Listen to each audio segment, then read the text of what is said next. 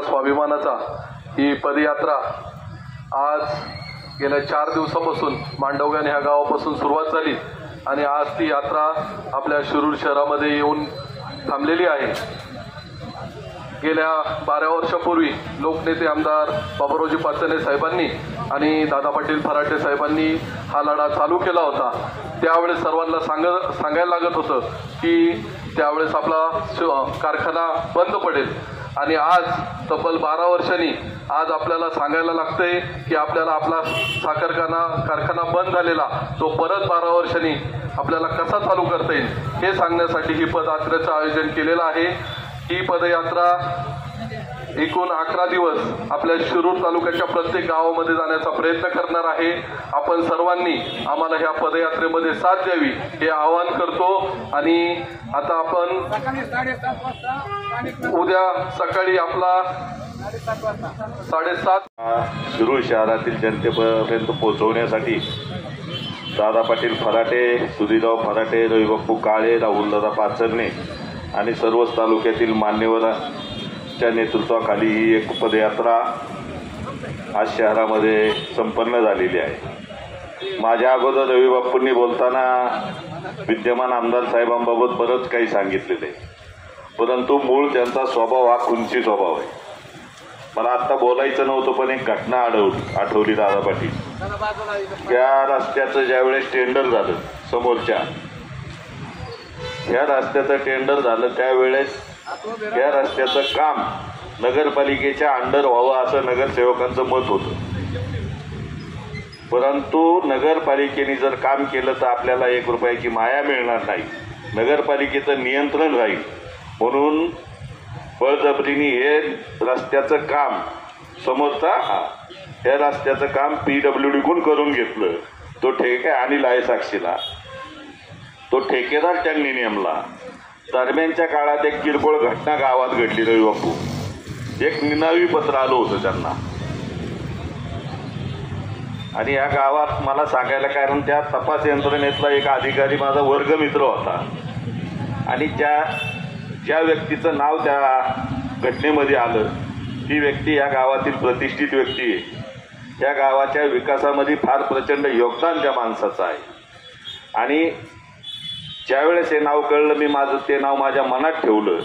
नंतर पोलीस खात्याकडून त्यांना कळलं की शशिकांत दसगुडेंना ते नाव माहिती आहे, पण मी त्यांना अशी विनंती केली होती की सदर व्यक्तीच्या गैरसमजातून ही घटना घडलेली, तुम्ही या गोष्टी फार वाढवू नका। रविबापू तुम्हाला आठवतं त्या मोर्चाला मी नव्हतो आलो, मी त्यांना विनंती केली की ही घटना वाढवू नका, ही व्यक्ती फार मोठी आहे, या गावाच्या विकासात त्यांचं फार मोठं योगदान आहे आणि शिरूर शहरातील अनेक प्रतिष्ठितांनी त्यांना विनंती केली, परंतु समोर मानायचे मिटवायचं आणि पाठीमागं पियायला दम द्यायचा की त्यांना सोडू नका। शेवटी फार मोठा काही गंभीर गुन्हा नव्हता, NC होती, त्या व्यक्तीला जामीन झाला, पण तो एकूण तमाशा जो त्यांनी 2 महिने चालवला आणि सदर व्यक्तीची नाहक विनाकारण एवढी मोठी बदनामी केली। अशा प्रकारचं खुनशी व्यक्तिमत्व आहे। त्या खुनशी व्यक्तिमत्वाला उद्याच्या काळामध्ये आपल्याला तालुक्याच्या राजकारणातून बाजूला काढायची। ही घटना शहराला फार मोठी धडा देणार आहे की उगाचच 4 लोकांना त्यांनी गोळा करायचं, त्याच्यावर सोडायचं, ही प्रवृत्ती त्यांची आहे।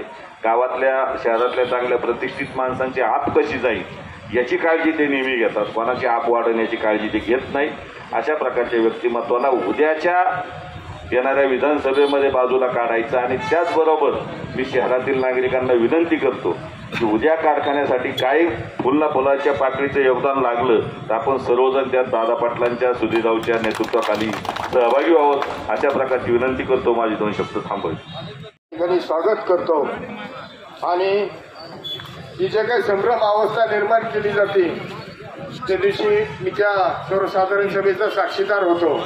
आता काही व्हिडिओ या सोशल मीडियावरती फिरायला लागलेले आहेत। दादा पाटील निवडणुकीच्या काळामधले जे व्हिडिओ होते ते वेगळे होते, आता नवीन पिल्लावर पुढे आणलेले आहे आणि सांगितलं जातंय की विरोधकांनी सभा गुंडाळली, परंतु विरोधकांनी नाही तर ती सत्ताधाऱ्यांनी ती सभा गुंडाळलेली याचे साक्षीदार आले आहोत।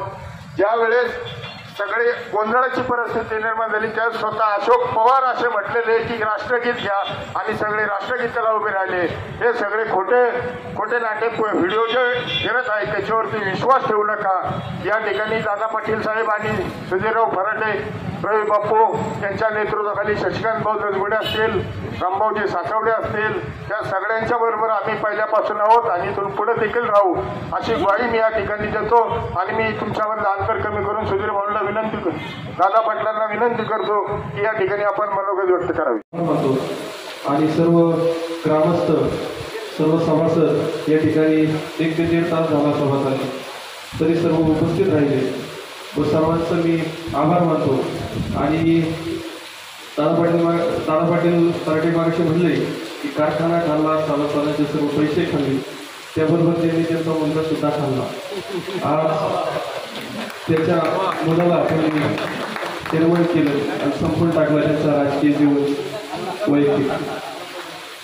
आणि एवढं बोलून माझ्या 2 शब्द संपवतो आणि सर्वांना ताज्या घडामोडी जाणून घेण्यासाठी शिवशाही न्यूज यूट्यूब चॅनलला सबस्क्राईब करा. आपण हा व्हिडिओ फेसबुकवर पाहत असाल तर फेसबुक पेज फॉलो करा आणि शिवशाही न्यूज.com या आपल्या वेबसाईटलाही भेट द्या.